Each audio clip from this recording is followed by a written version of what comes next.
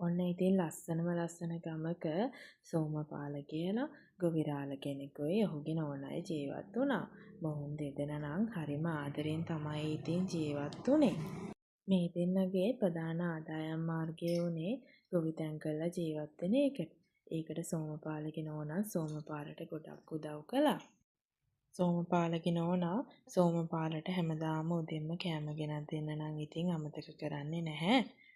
ඔන්න ඉතින් සෝමපාලගේ නෝනා උදෙන්ම කිව්වා අද නම් මට ගෙදර වැඩ ගොඩක් තියෙනවා. අද නම් උදෙන්ම මට එන්න විදිහක් නැහැ. මම ඔයාට කෑම එකක් බැඳලා දෙන්නම්. ඔයා මේ කෑම එක අරගෙන ගිහිල්ලා කන්න. මම ඔයාට උදව් කරන්න හවසට එන්නම් කියලා සෝමපාලගේ නෝනා සෝමපාලට කිව්වා. සෝමපාල කිව්වා හා කමක් නැහැ. ඔයා එහෙනම් හවසට එන්න.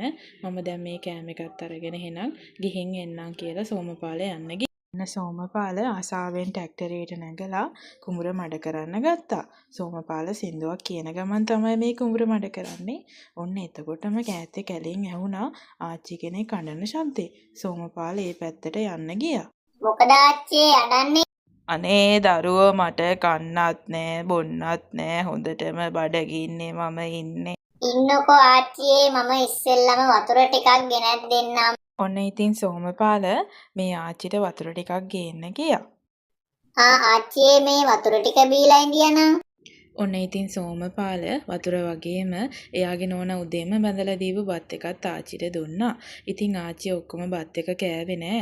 කොටසක් කාලා ඉතුරු කොටස සෝමපාලගේ අතට දීලා යන්න ඔන්න ඉතින් සෝමපාල වැඩ කළා මහන්සි වෙලා හොඳටම බඩගිනි හැදුනහම ආච්චි දීපු ඉතුරු බත් කොටස කන්න යනවා කියලා සෝමපාල බත් එක දිගෑරියා.